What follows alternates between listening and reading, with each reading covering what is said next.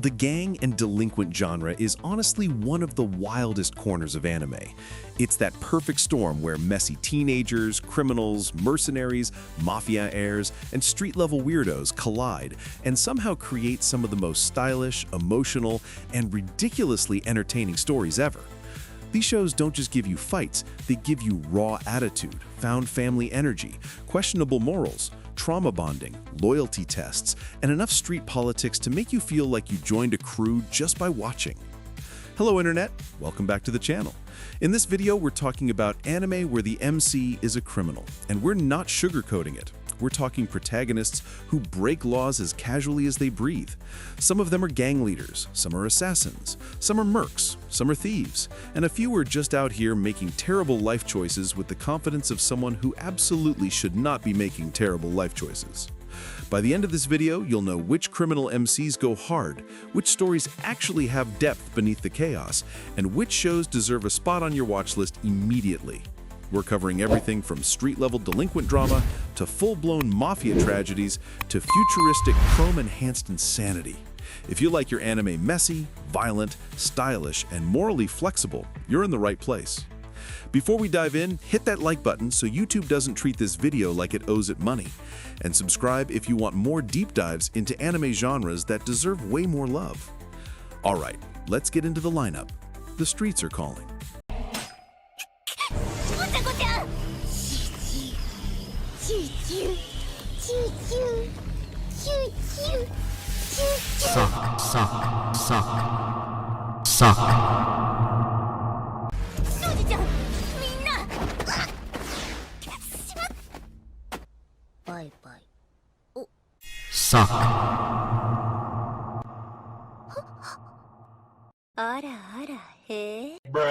IWGP rolls in with that grounded, street-level vibe. The kind of show that feels like you're just drifting through Ikebukuro with a guy who somehow knows every gang leader, every sketchy influencer, and every problem simmering under the surface. It's a modern mystery drama that isn't here to flex big battles or wild powers. It's here to dissect real people, real pressure, and real city tension through Makoto Majima, the dude everybody calls when things get messy. The appeal hits different because it's honest, a little chaotic, and all about understanding how a neighborhood actually works beneath the neon. Makoto ends up becoming Ikebukuro's unofficial fixer. Part mediator, part detective, part, bro, let's calm down before this gets stupid. He operates between the G-Boys and anyone bold enough to challenge them, all while maintaining his friendship with Takashi, the G-Boys' effortlessly cool king who can shut down half the city's nonsense without raising his voice. Their dynamic is the backbone that keeps the district from blowing up while Makoto handles each new disaster that lands in his lap. The pacing moves like city life itself, unpredictable, episodic, and always connected by the people who call Ikebukuro home. One moment you're in the middle of a case involving exploited foreign workers, the next you're dealing with clout-chasing troublemakers, and then the Red Angels slide into the scene, stirring tension in ways no one was ready for. Everything quietly escalates as Makoto uses negotiation, empathy, and street smarts to untangle situations that would normally turn violent, all while balancing his loyalty to Takashi with the politics of the street. The show's biggest strength is its atmosphere. It feels lived in, like you can practically hear the hum of the city and feel the concrete under your shoes. The hip-hop soundtrack fits the mood perfectly. Takashi's presence alone feels like urban royalty, and the characters have a grounded realism that makes each story hit harder. On the flip side, the animation isn't anything flashy, and if you're expecting non-stop fistfights, this one may feel too chill. Some fans say the novels and live-action versions went even harder with the grit, but the anime leans intentionally into its mellow, immersive tone. It earns its place because it nails the street-level mediator niche. Instead of dramatizing gangs as power-hungry villains or world-ending threats, it explores them as social hubs for disaffected youth, realistic, flawed, and human. It's not about rising to the top, it's about keeping the peace, understanding people, and showing how one neighborhood can feel like its own universe. The background details make it even cooler. The novel series has been running since 1998, basically making it a cultural veteran. The G-Boys even sparked a streetwear trend in early 2000s Japan thanks to the live-action adaptation. All the Ikebukuro locations are real spots, mapped out with surprising accuracy, and the ending theme was crafted to feel like that calm, late-night wind-down after the city finally settles. IWGP stands out because of how authentically it captures early 2000s Japanese street culture. Oversized fits, color-coded crews, the specific rhythm of nightlife. It's one of the only crime anime where conflicts get solved through conversation rather than carnage. And Takashi's charisma as authority approach gives the series a unique flavor that sets it apart from every brawler heavy gang show that came after. If you're the type who loves character-driven stories, quiet tension, and the feeling of hanging out in a neighborhood that's always one wrong move away from chaos, this one's for you. It's grounded, thoughtful, and effortlessly cool. But if you need big fights and explosive animation to stay hooked, Makoto's "let's talk this out before someone ruins their life" energy might not give you the adrenaline rush you're used to. Gangsta hits the scene like a cigarette-lit noir flick running on pure grit. The city of Ergostalum is basically a dumping ground for every mobster, corrupt cop, hired killer, and desperate soul trying to survive another day. Into that chaos walk the handymen, Warwick and Nicholas, two dudes who'll take any job, legal or illegal, as long as the cash is right and the consequences are manageable. Which, in this city, they rarely are. The whole thing is drenched in that adult, mature energy most action anime avoid, leaning into trauma, violence, and the broken systems propping everything up. The setup centers on these two unlikely partners. Warwick, the charming gigolo turned mercenary with way too many secrets, and Nicholas, the death twilight whose superhuman strength comes at the cost of his lifespan. Their dynamic is the heart of the show, balancing quiet tragedy with this brotherly bond that never needs to be spelled out. When they pull Alex, a former prostitute, into their world, you get this deeply human trio navigating a city that doesn't care if it crushes them. The story digs deeper than just fights and gunplay. Ergostalum is a whole ecosystem of mafia families, backdoor deals, and political chess pieces moving even when no one's watching. The Twilights, these superpowered soldiers dependent on the drug Celebraire, are treated like disposable tools, and the discrimination against them becomes a major theme. The show constantly reminds you that power here comes at a cost. Every ability, every enhancement, every alliance is soaked in sacrifice. It doesn't rush, it lets characters breathe, bleed, and break right in front of you, especially as the major mafia families circle each other waiting for the moment everything snaps. Where Gangsta shines is in its tone. It's unapologetically mature. Jazz soundtrack humming under dim alleyway lights, morally gray characters making impossible choices, and Nicholas signing mid-fight while slicing through enemies with surgical precision. It's representation you rarely see in anime, handled without turning him into a gimmick. Warwick's charisma, Alex's trauma, Nick's quiet pain, they give the show depth that sticks. But it's not flawless. The studio went bankrupt mid-production, so the back half looks rough, and the season ends on a brutal cliffhanger that answers nothing. The potential was insane, but it never got the closure it deserved. Still, it earns its spot on the list because it fills a niche no other crime anime touches: the contractor perspective. Not mafia bosses, not street-level punks, just the guys caught in the crossfire doing everyone's dirty work. It's grounded in disability, systemic oppression, and the brutal reality that in places like Ergostalum, surviving one more day is already a victory. The behind-the-scenes facts make the show even more compelling. The manga's author battles a real autoimmune disease, which explains the long hiatuses that mirror the fragility baked into the story.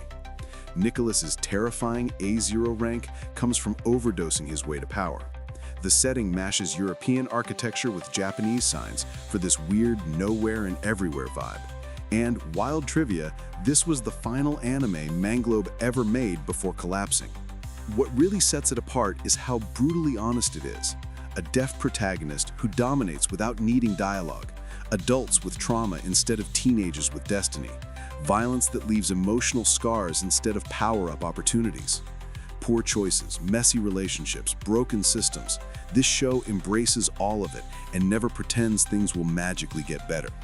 You watch Gangster if you want a crime story that actually respects adulthood, messy, unfiltered, tragic, and layered. You dive in for the jazz, the atmosphere, the characters painfully clinging to whatever humanity they have left. But if cliffhangers make you feral or you hate unfinished stories, brace yourself. It ends abruptly. But what you do get, absolutely worth sinking into. Windbreaker jumps in like the loud kid who kicks the classroom door open, ready to square up with the entire school, only to end up doing community service 5 minutes later. It's that perfect mix of delinquent energy and wholesome chaos, where fists are flying, but the heart is somehow even louder. Haruka Sakura pulls up thinking he's about to bully his way to the top of Furin High, only to realize the school's gang isn't a menace. They're basically the world's most violent neighborhood watch. The whole setup flips the classic Yankee formula on its head, and it's weirdly refreshing. Sakura's whole worldview is built on being an outcast. People judge him for his looks, his heterochromia, his aura. But at Furin, the same traits that made him a problem are exactly what make everyone welcome him without hesitation. And that hits him like emotional whiplash. He's expecting rivalries and betrayal, but instead he's surrounded by delinquents who help old ladies cross the street and beat the brakes off anyone causing trouble. The story builds from Sakura's stubborn lone wolf routine into him slowly learning how to trust, how to stand with people instead of in front of them, and strength actually means something when you use it for somebody else. The plot moves in clean arcs of fistfights, character growth, and the kind of hype moments that make you want to throw a punch in the air. Bofurine is structured like an actual gang, divisions, captains, hierarchy, but all pointed toward protecting their community. Each captain comes with their own energy, fighting style, and backstory that deepens the whole world. And every battle feels like a handshake between violence and therapy. You beat each other senseless, then walk away with newfound respect and maybe a life lesson. Sakura keeps running into people who force him to rethink how he sees himself, which makes the simple, I want to be the strongest mindset spiral into something way more heartfelt. The show's strengths go crazy. Clever work snapped with the animation. Fights feel weighty, crunchy, and fluid in a way that makes every punch look personal. The character design stays stylish without going try-hard, and the story's optimism is actually contagious. It's rare to get a delinquent show where helping the community is the whole mission statement. But yeah, it's not perfect. The early episodes feel very seen this before if you've watched any classic Yankee shows, and the constant we fight for friendship energy can feel cheesy if you're allergic to wholesomeness. It's battle-focused, not deep political drama, so if you're here for intricate plotting, you won't get it. Still, it earns its spot because it nails the benevolent gang niche that almost no anime bothers to explore. This isn't about corrupt syndicates or abusing power. It's about strength used responsibly, community pride, and delinquents with actual good intentions. It's like the anti-Tokyo Revengers, no spiraling tragedy, just people trying their best and occasionally punching someone through a wall. Behind the scenes, there's some fun trivia tucked in. The creator used to work on a fashion-centered manga, which explains why everyone looks runway ready even mid-brawl. Fans dubbed it the anti-Tokyo Revengers for obvious reasons. The school's name Furin literally ties into the wind theme, and the anime even brought in a specialized action director just to refine the hand-to-hand combat choreography. What makes the show really stand out is how confidently it leans into being wholesome without sacrificing hype. The fights feel cinematic, the characters feel approachable, and the tone never slips into melodrama. Sakura's growth hits harder than any of his punches, and the entire cast radiates that rare, found family energy that make you root for them even in the most chaotic situations. You watch Windbreaker if you just want sick animation, fun characters, and a good time without needing to overthink it. It's perfect for when you want energy, hype, and that warm, these idiots would actually fight God for each other feeling. But if you're the type who rolls their eyes at positivity or needs super complex storylines, this one might feel too straightforward. Still, as far as modern delinquent anime go, it's one of the cleanest to do it. Jormungand storms in like that unhinged coworker who smiles way too wide while talking about war crimes. The vibe shifts immediately from schoolyard brawls to full-blown international chaos. Private militaries, CIA scheming, child soldiers, missile deals, and one arms dealer who somehow manages to be both terrifying and charming in the same breath. Coco Hekmatar leads her squad across continents, selling weapons with a grin so bright you forget she's actively destabilizing countries for a living. The tune here is cynical, tactical, and way too real for comfort, yet weirdly addictive. At the center of it all is Jonah, a child soldier who absolutely hates guns, but ends up working for a woman whose entire personality is, "I love capitalism and possibly world domination." The relationship is complicated. He's quiet, morally grounded, and traumatized, while she's loud, unpredictable, and morally questionable on a good day. Around them is a squad of specialists, each with combat roles and tragic pasts, creating a family that feels more functional than they have any right to be, considering half of them could level a small country. The story moves like a world tour of conflict zones. One moment you're navigating Eastern European black markets, next you're dodging drone strikes in the Middle East, and then you're dealing with African warlords over breakfast. It blends dark humor with chilling political commentary, showing how arms dealers operate above the laws the rest of us are stuck obeying. The overarching tension builds around Coco's secret Jormungand project, a tech-based scheme to force world peace by taking control away from humanity. It's wild, it's questionable, and it's exactly the kind of plan someone like her would think is a great idea after 2 hours of sleep and a Warzone espresso. Jormungand's strengths hit immediately. The attention to detail and tactics, weapons, and logistics makes the action feel brutally grounded. Coco is one of the most layered female leads in anime. Terrifying, but magnetic. Soft with her team, but monstrous to her enemies. The dialogue snaps with dark humor, the firefights hit with military weight, and the global scope gives everything a high-stakes energy. But the show's not perfect. The animation can get stiff, especially compared to flashier action series, and the team is so competent you rarely fear for their safety. It's less, will they survive, and more, how stylistically will they win? It lands on this list because it nails the global arms trafficking niche. Every other series either stays local or focuses on gangs. Jormungand scales everything up into geopolitical chess. It's not just about bullets, it's about borders, shipping routes, political coups, and the ugly machinery behind war. It's the shift from fistfights in alleys to missiles crossing continents. There's some wild trivia behind it too. Coco's surname is a nod to a real Afghan warlord, which tells you exactly what tone the show is chasing. The ending gives a bit more clarity than the manga. It helped popularize that PMC aesthetic everyone went crazy for in the 2010s. And yes, it even has a crossover with Black Lagoon, because apparently the universe couldn't handle that level of chaos separately. What really makes Jormungand stand out is Coco herself. She's a villain you can't look away from, this paradox of someone who genuinely cares for her squad, yet casually orders airstrikes like she's picking lunch. The squad's tactical synergy is satisfying. The world feels unstable in a way that mirrors reality, and the show never pretends this line of work is clean. It's messy, political, and morally gray in a way anime rarely commits to. You watch Jormungand if you love military action with brains behind it, morally complex characters, and the kind of global tension that feels uncomfortably close to real history. It's perfect for fans of tactical shooters, geopolitics, and stories where the hero might secretly be the final boss of humanity. But if you want emotional breakdowns or softer storytelling, this squad is way too professional to give you that kind of vulnerability. 91 Days slides in like an old-school gangster film, smuggled into anime form, soaking in whiskey, jazz, and quiet violence. The whole film feels like you stumbled into a lost HBO drama, moody lighting, calculated pacing, and characters who speak with their eyes more than their mouths. Set during Prohibition in the town of Lawless, it follows Angelo Lagusa, a man who watched his entire family get wiped out by the Veneti mafia and spends the rest of his life sharpening a single purpose: revenge, so cold it might as well be carved from stone. Angelo re-enters the mafia world under a fake name, weaving himself into the Veneti family circle, especially through Nero, the heir he's secretly trying to destroy. The wild part is how naturally they bond, laughing, drinking, surviving hits together, until you almost forget Angelo is playing the long game. Their road trip in the middle of the series is the emotional peak, a moment where their brotherhood feels real enough to hurt.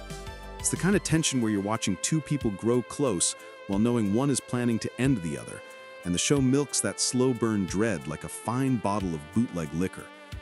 The storytelling stays grounded. No supernatural nonsense, no exaggerated anime theatrics, just quiet, methodical revenge. Angelo isn't a powerhouse. He's smart, patient, and numb to the world. The violence hits harder because it isn't flashy, just necessary. As the days tick down, each move closes in on the inevitable collapse of everyone involved. The show isn't interested in righteous heroism. It's a tragedy, where victory and loss are basically the same thing.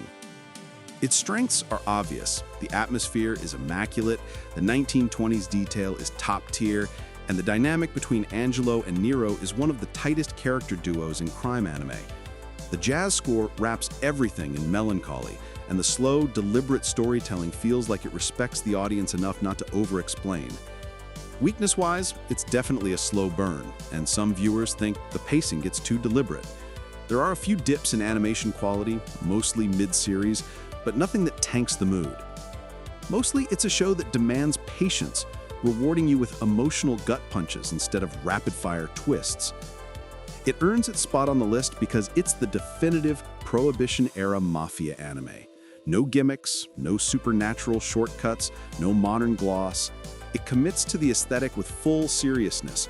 Classic cars, smoky bars, Tommy guns, and the suffocating weight of revenge hanging over every interaction.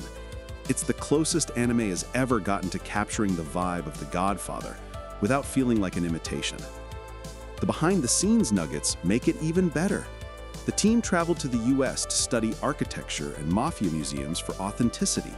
The opener is by the same vocalist who did the Tokyo Ghoul intro, which explains the emotional damage. The whole story was built as an original anime, perfectly trimmed to 13 episodes with no filler. And yes, the canned pineapple scene is historically accurate and hilarious in context. It was considered a luxury back then. What makes it stand out is how confidently it embraces tragedy. It doesn't try to glorify revenge or offer a shiny moral, it shows how it hollows you out. Angelo is one of the coldest protagonists in crime anime, but not because he's edgy, because he's empty. Nero is the perfect counterbalance, warm, charismatic, loyal, and doomed by association. Together, they turn the story into a slow-motion car crash you can't look away from.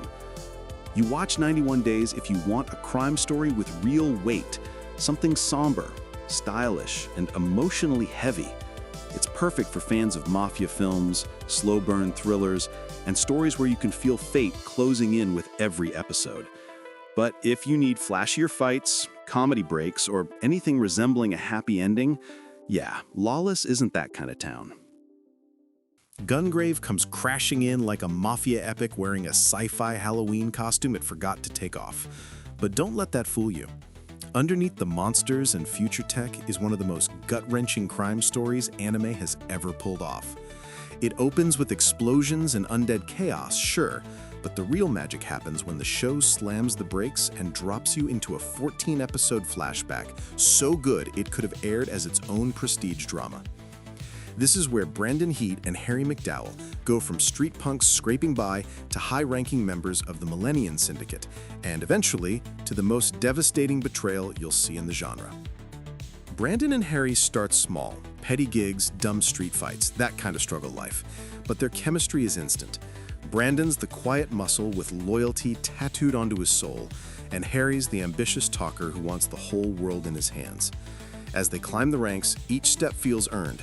Dirty jobs, sacrifices, a ton of moral compromises, and that creeping feeling that one of them is rising while the other is sinking.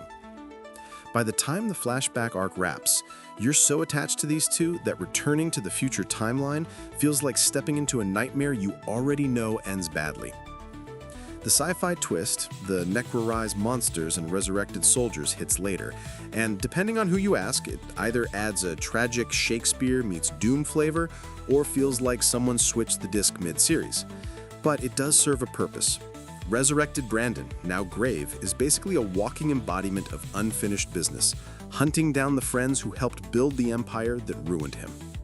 The emotional weight from the flashback makes even the wildest supernatural moments feel anchored in something painfully human. Gungrave's strengths come in heavy. The Flashback saga, episodes 2 to 17, is genuinely one of the best mafia narratives anime has ever delivered. Full stop. The brotherhood, the slow moral decay, the internal politics of Millennium, the rise to power, it's all chef's kissed. Brandon and Harry's relationship is the soul of the series, and watching it unravel hurts in a way only great tragedies can pull off. The ending sticks the landing too. Quiet, emotional, haunting. On the downside, the sci-fi elements in the second half are wildly divisive, and if you came for gritty realism, the sudden mutants might throw you straight into disbelief. The tonal shift is sharp. Whether it works depends entirely on your threshold for genre blending. Its place on this list is earned because it nails the syndicate hierarchy niche better than anything else. No other anime breaks down the internal mechanics of an organized crime empire with this much detail. Who's respected, who's expendable, how trust is weaponized, how loyalty can be both salvation and a curse. It shows exactly how two nobodies claw their way to the top, and how that same climb tears them apart. The behind-the-scenes details add even more flavor. Yasuhiro Naito, the creator of Trigun, handled the character designs, which explains why Brandon looks like Vash's silent, depressed cousin. The English dub is famously great, one of the few cases where the dub is considered the definitive version. The original video game barely had a story, so 90% of the anime's plot, including the entire Mafia arc, was written from scratch. And the series even got a modern sequel game in 2022, proving its cult status never really died. What makes Gungrave stand out is how confidently it commits to tragedy. The Flashback arc is a masterclass in slow-burn storytelling, and the friendship-turned-war between Brandon and Harry hits harder than most modern crime dramas. Even the sci-fi madness can't drown out the emotional undertow. It's a story about loyalty pushed past its breaking point, ambition twisting into poison, and the kind of betrayal that echoes beyond death. You watch Gungrave if you want a mafia drama with actual emotional teeth. Brotherhood, ambition, downfall, all wrapped in a narrative that still punches 20 years later. It's perfect for viewers who love character-driven crime stories and don't mind a little supernatural flair in the back half. But if genre shifts drive you nuts, or you want a pure, grounded mob tale with no monsters, the Nectarize arc might yank you out. Still, if you stick with it, the payoff is absolutely worth it. Tokyo Revengers crashes into the list like that one friend who keeps saying, "Trust me, I can fix this," while actively making everything worse. It blends time travel chaos with delinquent gang culture, all centered around Takemichi, an ex-middle school punk who peaked way too early and now works a dead-end job, only to find out his childhood girlfriend was murdered by the Tokyo Manji gang. Then boom, he gets shoved onto the train tracks and suddenly time leaps 12 years into the past. No warning, no instructions, just trauma and outdated fashion. From there, he decides to rewrite history by infiltrating Tomon before it transforms from an honorable biker crew into a full-blown criminal nightmare. Takemichi's journey is messy, emotional, and full of secondhand embarrassment. But that's kind of the point.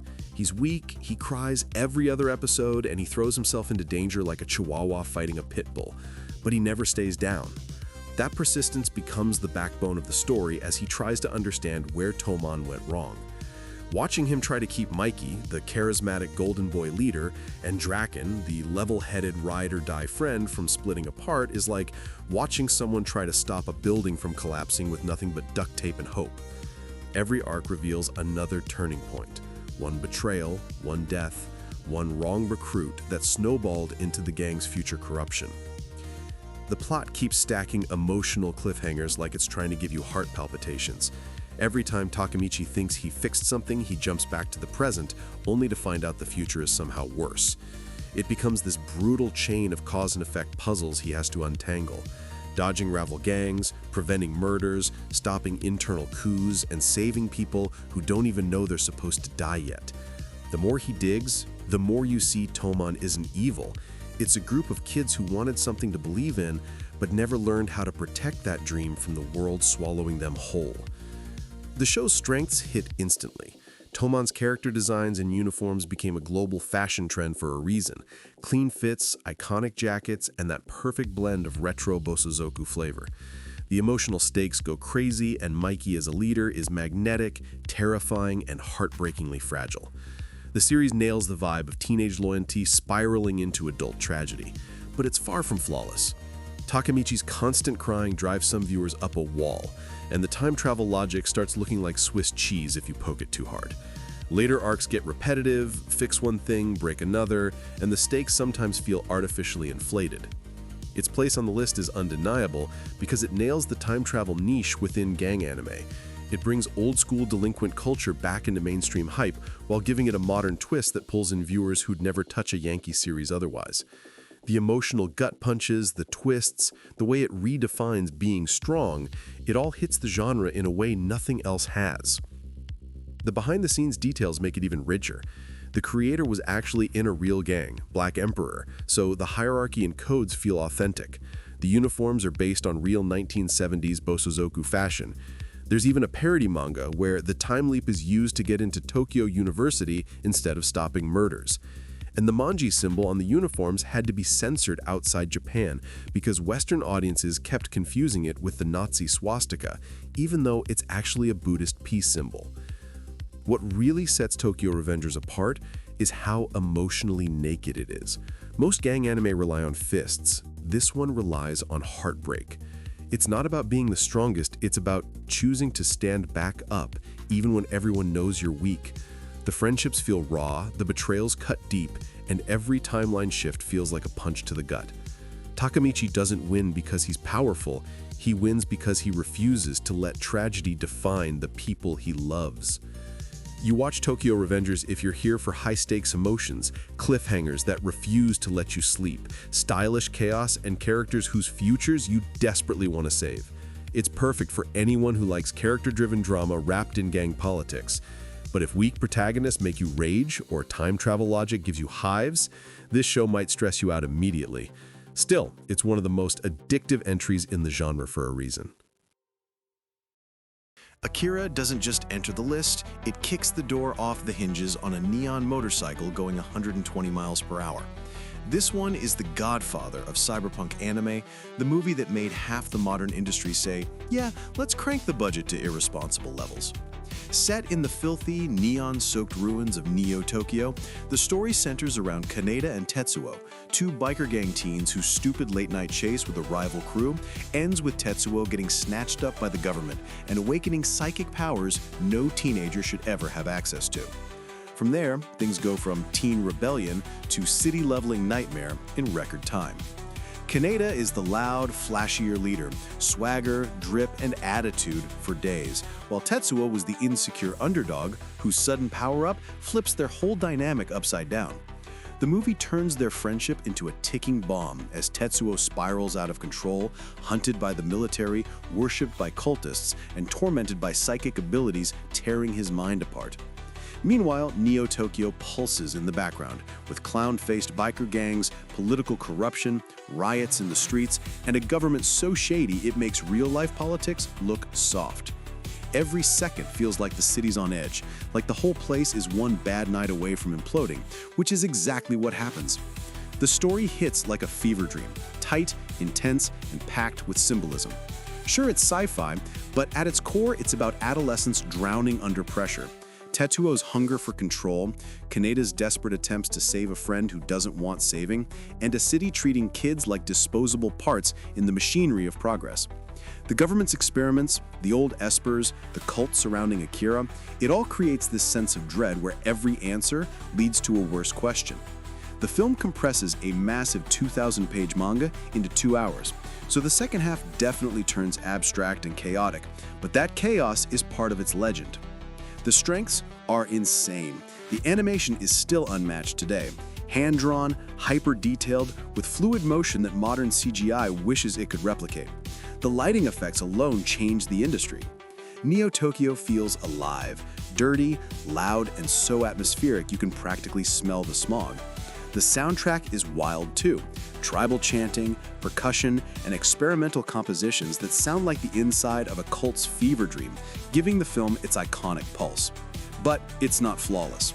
The plot can get confusing if you don't know the manga, and some side characters get flattened because there's simply no room for everyone in a 2-hour whirlwind. It's visually rich, but narratively dense. Its spot on the list is a no-brainer because it defined the cyberpunk gang aesthetic permanently. Every neon bike shot, every dystopian alleyway, every teens versus government theme in anime owes something to Akira. It's the blueprint for gritty street rebellion in sci-fi settings, blending delinquent bike culture with psychic apocalypse-level stakes. Without this movie, half the cyberpunk genre wouldn't exist as we know it. And the behind-the-scenes facts are just as legendary. It predicted the 2020 Tokyo Olympics nearly 30 years early, down to the city being not ready. The Akira slide is one of the most copied animation shots ever, referenced everywhere from Batman to Nope. The film used pre-recorded dialogue for perfect lip sync, something unheard of at the time. And Kaneda's red bike? People have built real versions of it just because the design is that iconic. What makes Akira stand out is how aggressively it commits to being a spectacle. It's loud, overwhelming, horrifying, beautiful, and emotionally raw.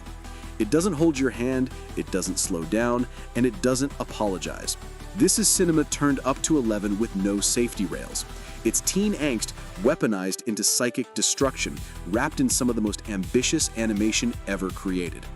You watch Akira when you want a cornerstone of anime history, something that isn't just a movie, but an event. It's perfect for fans of cyberpunk, art, rebellion, and visual storytelling that punches you in the face. But if you need a clean, linear plot or hate sensory overload, this film might melt your brain. Still, everyone should watch it at least once, preferably on a big screen with the volume way too high. Durarara slides into the lineup like the chaotic friend who shows up uninvited, brings 5 strangers with him, and somehow turns the night into the most unforgettable story you've ever heard. It's urban fantasy wrapped in gang drama, wrapped in pure "what is even happening right now" energy. Set in Ikebukuro, a city that feels like it's vibrating with secrets, the show tosses together color gangs, supernatural rumors, internet weirdos, and one headless Irish fairy riding a black motorcycle like she's late for work at a paranormal FedEx. And somehow, it all works. At the center of the chaos is Mikado, a country boy who moves to Ikebukuro looking for excitement. Spoiler, he gets more excitement than any sane person should legally be allowed to have. He links up with school friends, shady friends, scary friends, and why do you know this person friends, all while slowly getting tangled in the city's gang scene. The twist? The biggest gang stirring up the streets, the Dollars, is this bizarre online collective with no rules and no hierarchy. Basically an internet group chat that accidentally became a criminal organization. And Mikado? Well, let's just say he's way more involved than he initially lets on. The show thrives on perspective-hopping storytelling. One moment you're following a sweet girl who just wants a normal school life. Next, you're riding with a headless courier dodging shady scientists. Then you're watching a superhuman bartender yeet vending machines like dodgeballs. Every character is a puzzle piece, and the anime slowly clicks them together until you realize everyone's connected in ways you didn't see coming. The city becomes this living organism. Rumors mutate into urban legends bleed into reality, and the gangs move like currents through Ikebukuro's bloodstream. Durarara's strengths are loud and clear. The cast is stacked with personalities, no deadweight, no filler characters. The atmosphere is electric, making Ikebukuro feel like a place where something is always brewing under the surface. The humor blends effortlessly with the darker plots, and the non-linear storytelling rewards viewers who love piecing together mysteries. But yeah, it's not perfect. With 20+ important characters, the plot can feel like keeping up with 5 group chats at once. And later seasons, the X2 arcs, get a little bloated. Too many new faces, not enough cleanup. It earns its place on the list because it nails the internet-age gang concept before that was even a thing.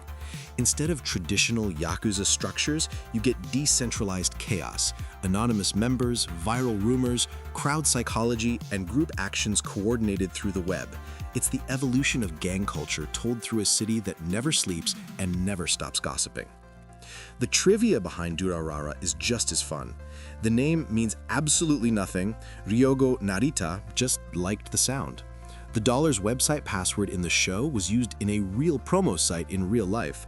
Isaac and Maria from Bacano stroll through the background like Easter eggs from another universe, and Simon, the black Russian sushi salesman, became fan favorite simply by being terrifyingly friendly. What makes DRRRR stand out is how much the city itself becomes a character. Ikebukuro feels alive, chaotic, and unpredictable, a perfect ecosystem where supernatural beings, gang leaders, broke high schoolers, and unhinged informants walk the same streets like it's normal. It's messy in the best way. Stories collide, characters clash, and small actions ripple into citywide explosions. You watch Durarara, but you want a story that feels like a giant puzzle box, quirky, stylish, a little unhinged, and full of characters who shouldn't be allowed in the same zip code. It's perfect for fans of ensemble casts, non-linear narratives, and urban chaos with a supernatural twist. But if giant casts overwhelm you or you hate reconnecting dots, buckle up. The city will eat you alive. Still, the ride is absolutely worth it. Black Lagoon doesn't just enter the list. It barges in dual-wielding pistols, flicks a cigarette at the doorframe, and tells you to buckle up, because Ronapur does not care about your feelings. This series is pure bullet-soaked adrenaline, a crime-action cocktail shaken by pirates, mobsters, mercenaries, neo-Nazis, and one terrifying Russian commander who could fold an entire platoon with one glare. It's grime, it's grit, it's swagger. And somehow, it's also one of the smartest character dramas buried under a mountain of glorious, brainless carnage. It all starts with Rock, a regular Japanese office worker who becomes the patron saint of bad decisions. He gets kidnapped by the Lagoon Company and, instead of going home to spreadsheets, he looks at the criminal life and goes, "You know what? This is healthier than corporate Japan." That one choice dumps him straight into Ronapur, a city where bullets are currency, corruption is culture, and morally stable people get filtered out by lunchtime. Revi, the chain-smoking, foul-mouthed gunslinger, is Rock's explosive counterpart. She's the brawn to his brains, the chaos to his conscience, and together, they form one of anime's most dysfunctional, magnetic duos. Every job they take drags them into the darker corners of the criminal underworld. The Yakuza heir trying to escape her fate, the Terminator maid, the Psycho twins, the neo-Nazis who get obliterated in the best shootout of the decade. Each arc hits like an anthology of crime madness, blending high-octane action with a kind of moral ambiguity that leaves you both impressed and mildly concerned. The show's structure is loose but deliberate, episodic chaos that slowly breaks Rock's optimism and chips away at Revi's emotional armor. Ronapur itself becomes the test that strips every character down to who they really are. Some crumble, some thrive, and some embrace the madness like they were born for it. Hotel Moscow looms in the background with Balalaika, a commander so frighteningly competent she makes mafias and militaries flinch. Its strengths go hard. Revi is one of anime's most iconic anti-heroines, broken, angry, charismatic, and complicated. The action scenes snap with Hollywood flair, slow-motion flips, relentless gunfire, and the kind of style that makes you want to put sunglasses on indoors. The dialogue is razor-sharp with dark humor and existential spice. And the English dub? Straight up legendary. Swearing, accents, and attitude that fit Ronapur like a bullet fits a chamber. Of course, it's not perfect. The story can feel episodic, development is subtle, and because the manga is stuck in hiatus hell, the anime has no real ending. But honestly, the ride is so wild you barely care. It earns its place here because it nails the criminal underworld free-for-all vibe better than anything else. Pirates, mafia, mercenaries, guerrillas, and government agents all coexisting in a lawless melting pot, peak chaos. It's crime anime with no glamour, no moral safety net, just survival. The trivia adds even more spice. Revi's twin pistols have pirate engravings. Balalaika's crew is inspired by real Soviet vets turned criminals. The creator hangs out with the Hellsing author, which explains the shared love for hyperviolence. And the DVD bonuses turn these hardened killers into magical girls, because the creator wanted to be unserious for 5 minutes. What makes Black Lagoon stand out is its honesty. Ronapur doesn't pretend to be anything other than a moral black hole. Rock becomes the audience's mirror, slowly corrupted, slowly awakened. Revy sees the world as trash, Rock still tries to find meaning in it, and somewhere in the middle is a truth neither of them actually want to face. This show absolutely slaps, because it channels that old-school 90s gunslinger energy, the kind of wild action you'd see in a Chuck Norris flick, a Van Damme bar fight, or a Stallone shootout where bullets never run out and logic is politely asked to leave. It's gritty and stupid fun in the best way. Yeah, it tackles some dark topics, but it does it with that uniquely anime charm, violent, stylish, unhinged, but somehow thoughtful. There really aren't many anime today that tap into this specific flavor of dumb, chaotic, and delicious. Black Lagoon makes you miss that era of action that wasn't afraid to be messy, edgy, and entertaining as hell. You watch Black Lagoon when you want action that screams, characters that bite, and a world that spits on morals but somehow still hits emotionally. It's perfect if you want a stylish, explosive crime story that doesn't pretend to be clean.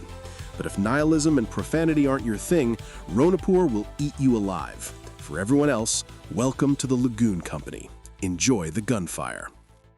Baccano doesn't just enter the list, it somersaults in wearing a 1930s suit, waving a Tommy gun, laughing like a maniac, and asking if anyone's seen its immortal friends. This show is chaos distilled into pure entertainment. It's fast, loud, non-linear, and so confident in its storytelling that it practically dares you to keep up.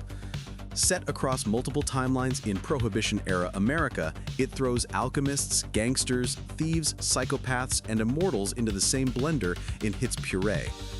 The core plot, and I'm using that word loosely because Baccano doesn't believe in straight lines, revolves around an immortal elixir, several mafia families, and a transcontinental train called the Flying Pussyfoot that turns into a moving bloodbath thanks to assassins and urban legends. But instead of following one protagonist, the show jumps between a massive ensemble cast. Everyone's a main character, everyone's important, and everyone is connected in ways you don't fully understand until the story clicks like a puzzle snapping together. You've got the Gandor brothers running mafia business with brutal loyalty, the Martillo family dealing with hidden immortals, the rail tracer terrorizing the train like a supernatural slasher, and Lad Russo, the happiest man alive when he's knee-deep in violence. But the real MVPs? Isaac and Miria, the dumbest, sweetest, most iconic thieves in anime history, stumbling through this bloody crime saga like golden retrievers in a gunfight. Somehow they manage to brighten scenes filled with massacre-level chaos, and it works every single time. The non-linear story structure is half the reason the show hits so hard. It throws you into the ending before you know the beginning, shows you the aftermath before the cause, then backtracks while adding new perspectives that completely reframe what you thought you understood. It's not confusing, it's intentional, like the series is winking at you while it shuffles the deck. Every episode is a reveal, every scene is a payoff, and the way all the timelines converge is ridiculously satisfying. Strength-wise, Baccano fires on all cylinders. The cast is stacked, nobody feels wasted, nobody fades into the background, the pacing is relentless like the show is running on jazz and adrenaline.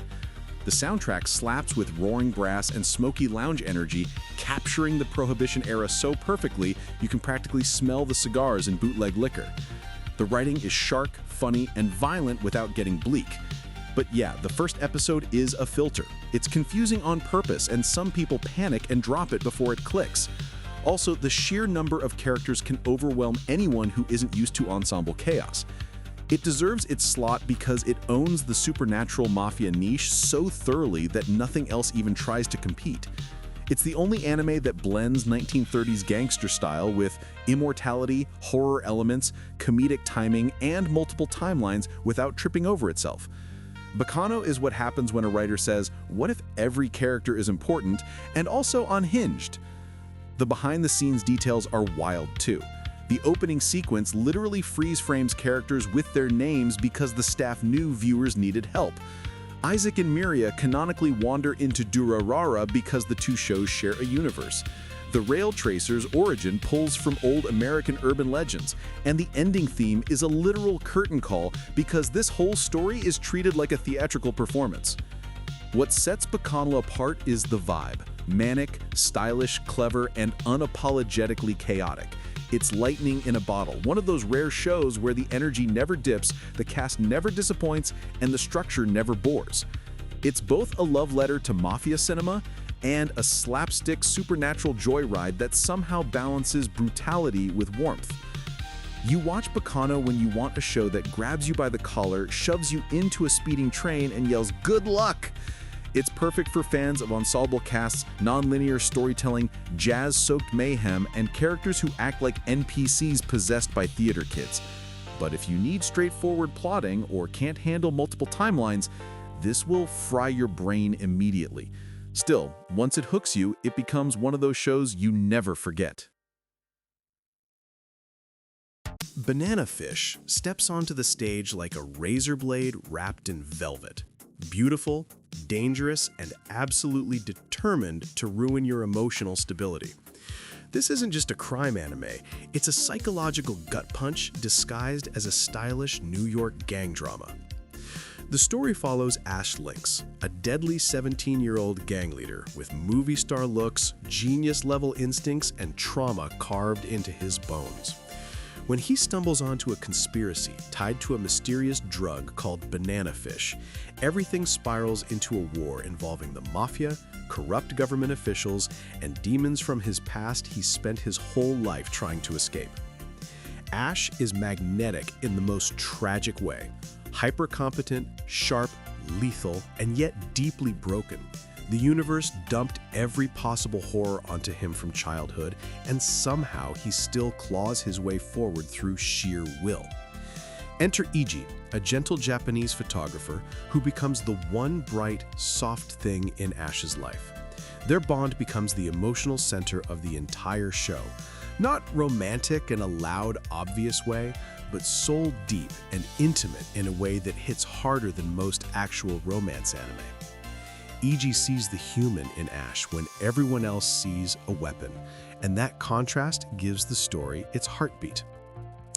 The plot pulls you through the darkest corners of New York's underworld. Mafia estates dripping in corruption, abandoned buildings crawling with danger, shadow networks where children are used like disposable assets.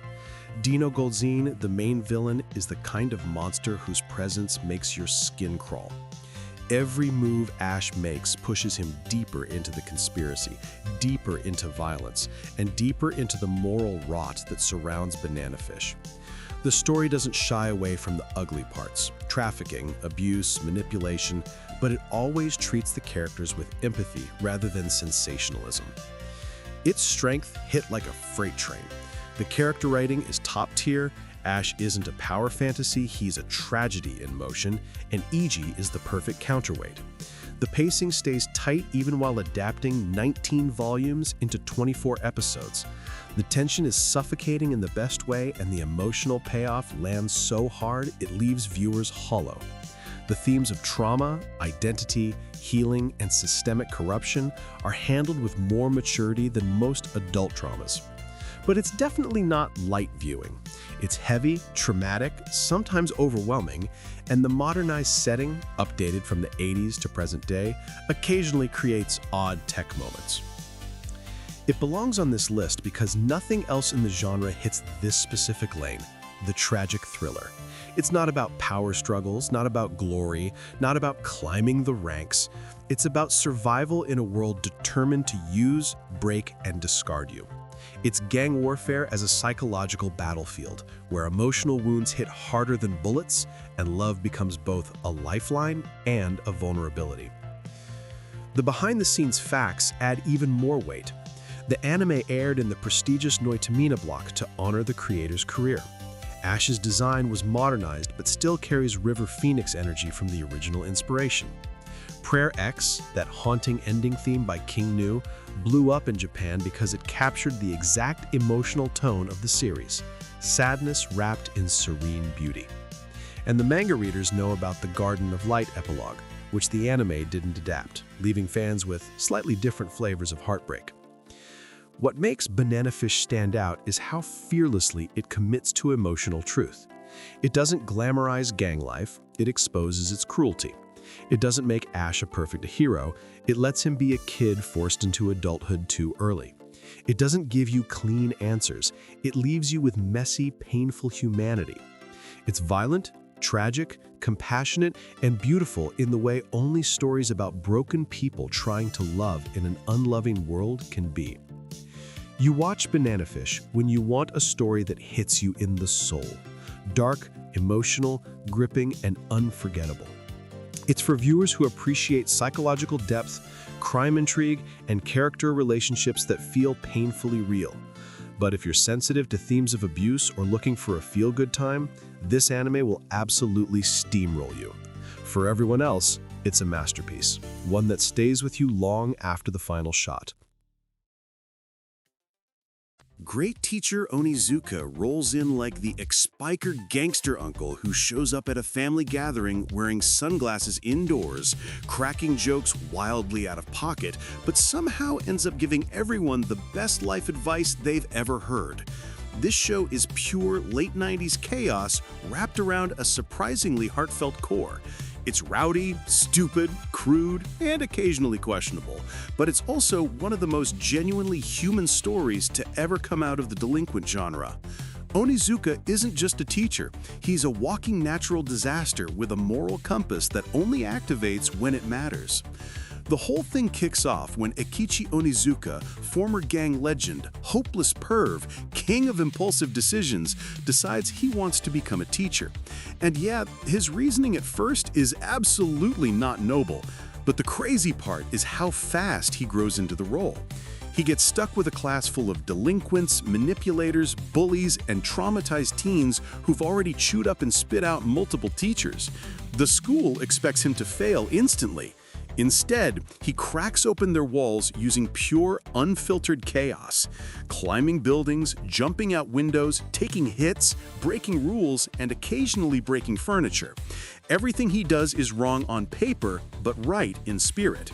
Each episode drops him into another student's personal hell.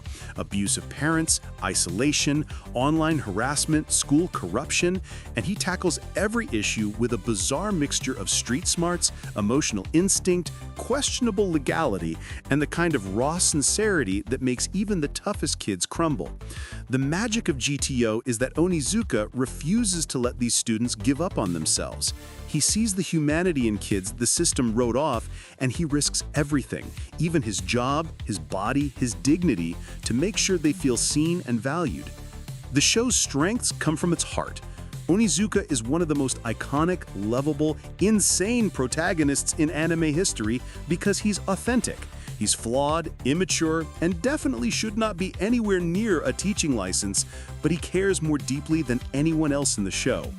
The comedy is peak 90s anime, exaggerated faces, slapstick disasters, wild reactions, and jokes that toe the line between hilarious and bro, please stop. The emotional beats hit hard when you least expect it. But yeah, it's not perfect. The animation is older and clunky in places, some gags feel dated now, and the episodic formula can feel repetitive if you binge it too fast. Plus, the anime diverges from the manga at the end and loses a bit of steam. Its place on the list is rock solid because it nails the reformed gangster niche better than anything else. It's a story about redemption, not through flashy fights or tragic backstories, but through showing up for people who've been ignored by everyone else. Onizuka's past as a biker thug isn't something he runs from. It's something he channels to help kids navigate a world that often beats them down. The behind-the-scenes trivia fits the chaotic charm. The opening theme, Driver's High, is iconic 90s hype fuel. Onizuka rides a legendary Kawasaki Z2, a real flex in Japanese biker culture. The live-action drama caused a minor cultural explosion in Japan, and the actors playing Onizuka and Fuyutsuki actually got married in real life. And the running gag of the vice principal's beloved Cresta getting destroyed is anime history-level comedy. What truly makes GTO stand out is how effortlessly it balances absurd comedy with serious social commentary. It rips into the flaws of Japan's education system, bullying, pressure, burnout, neglect, while offering a chaotic but sincere alternative, compassion with teeth. Onizuka isn't a role model in the traditional sense, but he's the adult these kids needed, the one who understands that sometimes you have to break a few rules to reach someone who's fallen through the cracks. You watch GTO when you want something loud, stupid, heartfelt, and unexpectedly inspirational. It's perfect for viewers who like flawed heroes, found family vibes, and comedy that occasionally swings from unhinged to profound. But if you can't handle crude humor or older animation, it might not hit right away. Still, for everyone else, it's a classic. One of those shows that sneaks up on you with laughter and leaves you with life lessons you weren't ready for. Cyberpunk Edgerunners doesn't walk onto the list. It rips through the wall in a blur of neon yellow, chrome limbs, and pure tragedy speedrunning your emotions. This show is what happens when Studio Trigger looks at Night City and says, let's make pain look gorgeous. It's fast, loud, stylish, violent, and heartbreakingly human in a way that sneaks up on you, even though it warns you from episode 1 that Night City doesn't do happy endings. At the center of the chaos is David Martinez, a street kid crushed under the boot of a hyper-capitalist dystopia where your worth is measured by how much chrome your body can handle. One terrible day flips his whole life upside down. No money, no safety net, no future. Just grief and the Sandevistan spine his mom left behind. So he does the only thing Night City rewards. He implants it, cranks his threat level to please arrest me, and rockets himself into the world of edgerunners, mercenaries chasing cash, adrenaline, and meaning in a world where people get replaced like hardware. David gets scooped up by Maine's crew, a ragtag family of criminals who live fast because they don't expect to live long. Maine becomes a father figure, Dorio's the calm in the chaos, Rebecca is the fan-favorite gremlin with a gun kink, and Lucy, quiet, dangerous, and dream-filled, becomes the emotional compass holding David between human and cyber-psycho. Their chemistry hits instantly, grounding all the neon insanity in something intimate and real. Every job pulls them deeper into Night City's underbelly, where corporal corruption, cybernetic addiction, and fate all close in like a noose. The pacing is brutal in the best way. Trigger keeps the story sprinting. Gunfights, car chases, sensory overload visuals, and then sucker punches you with emotional moments so raw they feel illegal. And the Sandevistan sequences? Pure art. The after-image trails, the sudden silence, the explosive movement. It's anime flexing on every other adaptation of game mechanics ever made. But under the spectacle is a gut-wrenching truth. The more chrome David installs, the more Night City eats at his soul. The show never lets you forget that cyberpsychosis isn't a glitch, it's a mirror. The strengths are stacked. The animation is frenetic, colorful, unpredictable, Trigger at peak chaos. The soundtrack is legendary, with I Really Want to Stay at Your House practically becoming a grief anthem for an entire generation of gamers. The world feels alive, cruel, and intoxicating. And the characters? Every single one is memorable, even if you only spend minutes with them. The only knocks people toss at it are the rushed romance, which honestly fits the world, and the ending hitting like an emotional sledgehammer, which is exactly why it works. Its place on the list is locked in because it's the pinnacle of futuristic gang storytelling. It's the evolution of street crews into chrome-boosted merc squads, where body mods define status, power, and inevitable doom. It's gang culture rendered in circuitry and desperation. The behind-the-scenes details go wild too. The Sandevistan's trailing effect was custom-built just for the anime. Hideo Kojima himself called the show a masterpiece. Lucy was created specifically for the anime, not the original Cyberpunk tabletop lore, yet she instantly became a top-tier icon. And that distinct neon yellow palette? Animators said it was a nightmare to work with. Worth it, though. What really makes Edgerunners stand out is how aggressively it commits to the tragedy baked into Night City's lore. It doesn't pretend hard work saves anyone. It doesn't pretend power gives you freedom. It shows a boy trying to outrun a fate that was decided before he was even born. It's punk, painful, beautiful, and honest in a way very few anime even attempt. You watch Cyberpunk Edgerunners when you want a show that looks incredible, hits emotionally, and leaves you staring at a wall afterward contemplating life. It's perfect for viewers who love kinetic animation, grounded sci-fi tragedy, and stories that burn bright and fast. But if you want hope, softness, or any chance of walking away unscathed, Night City's gonna do what Night City does. Still, the ride? Absolutely worth the heartbreak. And there you have it, some of the wildest, messiest, most unhinged criminal main characters anime has ever thrown at us. Whether they're swinging fists in alleys, running syndicates like side hustles, or speedrunning trauma arcs, these characters prove that anime criminals hit different. Now I want to hear from you, so let me hit you with a few questions. Did any of these shows surprise you? Which criminal MC do you think goes the hardest? And which one are you adding to your watch list immediately? And since YouTube loves engagement like gangs love dramatic jackets, here's some comment bait for you. If you had to join any anime gang, which one are you rolling with and why? Which MC would you absolutely not trust with your life, even if they begged you? And what criminal-themed anime should I cover next? Drop your answers in the comments. I read everything, even the unhinged ones. If you vibed with the video, hit that like button so the algorithm doesn't treat this upload like a snitch. And make sure you're subscribed if you want more anime deep dives, chaotic rankings, and questionable takes. Alright, that's it for me. Stay safe, stay cool, don't join any actual gangs. Peace out.